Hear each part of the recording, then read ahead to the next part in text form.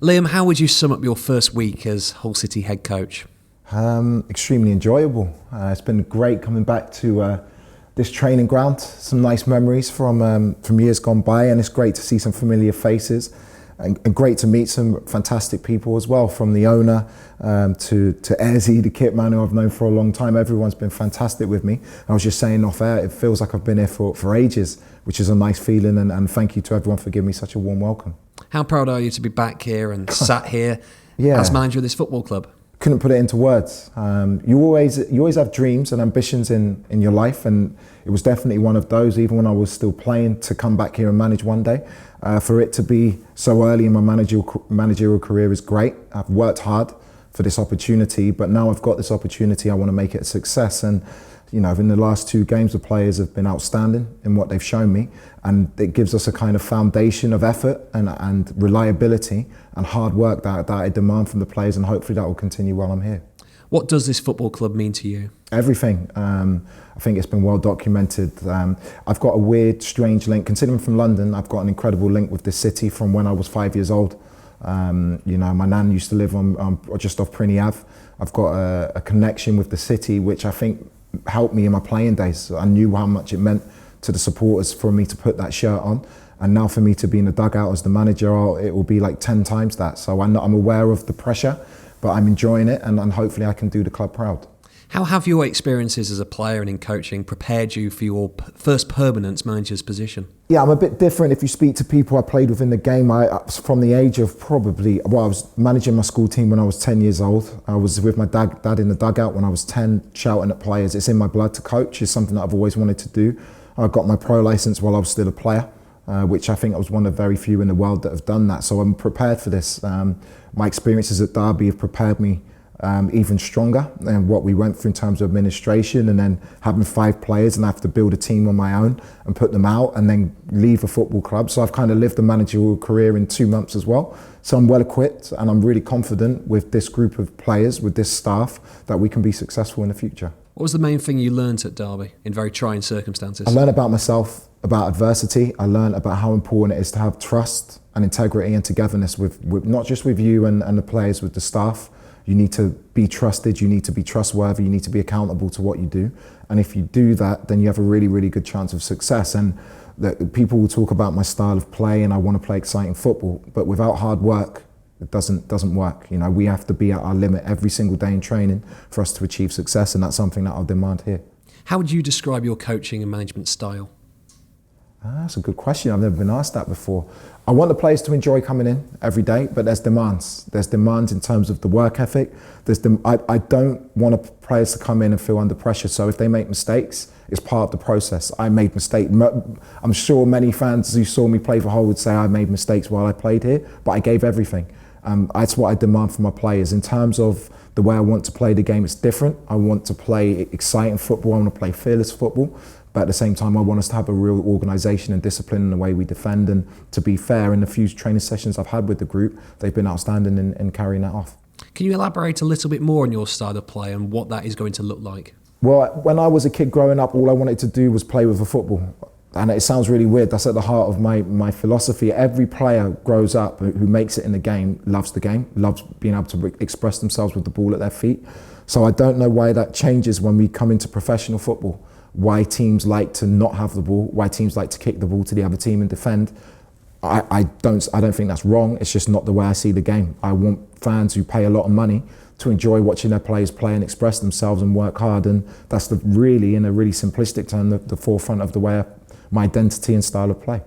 What have you made of the players at your disposal here and the way they've taken to your methods? First and foremost, as a group, they're fantastic people. And that's always my first thought is, are they good characters? Are they trustworthy? Are they accountable? And so far, in terms of the group and their mentality, they've been second to none. They've made it a real pleasure and joy to come in and work with some fantastic technical footballers. And I think they showed that in passages on Tuesday night. And it's my job to make that more consistent through the season and for the time that I'm here. You haven't had too many coaching sessions so far here, but what have you been able to work on with the players? Mentality. I think from the first day, I think the players are clear in my demands of what I expect from them every day in terms of fighting and when you go out on the pitch. And I don't mean, I know Oscar got a red card, but I mean in terms of just having a togetherness and a spirit. When we got promoted here under Brucey, we weren't the best team in the league. We really weren't. I don't think we were one of the lowest scorers in the league, but we all dug in and fought for each other. And that's massive in this league when you play Saturday, Tuesday, Saturday, Tuesday. You need to have a good team spirit, and you need to have a togetherness and a reliability in the group and a trust, and that's what I want to bring. You mentioned Oscar's red card. Millwall away is a very challenging first game for any manager. You must have been delighted though with the spirit the players showed to dig in and get that point. I said before the first game in my opening press conference, I thought it was the perfect first game for exactly the things I've just spoken about. I could see the players' character. You know, I challenged them early. I said, going away to Millwall at first with 11 men is difficult enough, but to see how they ran for each other, how they defended the box, how they made tackles and blocks and just pretty much put their bodies on the line for the team, that's the benchmark of what this team needs to be about. You know, and people will speak about us playing out from the back, I'm sure, but I also want us to be known to be a really difficult team to play against. And we saw the team playing out from the back against Cardiff, where they showed resilience again to come from behind to get a result. We showed a real quality in the first half, completely dominated the game, which surprised me in how far ahead they were in terms of what I asked them to do.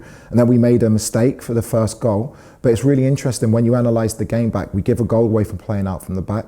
The next two goals start from Nathan Baxter's hands, playing out from the back. So that's the pros and cons of every style that you have. So yeah, we make a mistake and we concede, but the players' bravery to believe in what I'm asking them to do and then to score two goals, outstanding goals as well. Multiple passes, playing through the lines. Regan's two goals, if you watch them back, both start with our goalkeeper playing the ball to our defenders.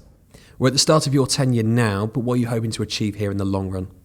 It's difficult to put something on it because when I joined this football club, I didn't have a contract. I was playing at North Ferriby against Scunthorpe's reserves.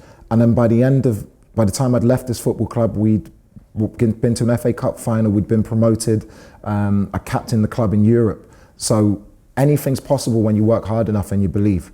So I don't want to put a limit on what we can do. In the short term, is to make sure I understand the players, what we need. And in the long term, it's to try and get this club some more memorable days like I had as a player.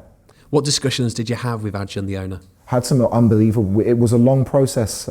We had a lot of conversations, and the amazing thing is when you meet and it clicks, I'm not here because I used to play for Hull. I'm here because the owner and Tan, they see my philosophy, they understand the way I want to play, and it just seems perfectly aligned that I end up back here and that Adjan bought this football club, which is I'm so happy about. So I want to do them proud for the faith they're putting into me, and I'm sure with the right amount of time, we can be really successful. In the short term, how beneficial will this World Cup break be for the players? Yeah, obviously you want games, but I can't wait to get my hands into them when we go away in Turkey. And yeah, they're going to be working hard, and I'm going to imprint and give them more understanding about the way I want to play. And hopefully that means that we'll be a much better team come the end of the break. And finally, your first home game is this weekend against one of your former clubs in Reading. What will it mean to you to stand on the touchline? Yes, you know, I think it's something that when I look back over my life, I'll remember more than being in it at this moment because, well, you've seen trying to drag me to do this interview. I'm so busy at the moment with meetings with players, with staff, trying to get to know the players. I'm focusing on just getting the win. And then I'll look back maybe in 2, 3, 4 years' time and say, yeah, that was an incredible day. I've got all my family coming, but the occasion won't be right unless we do the job on the pitch, and that's what I'm focused on.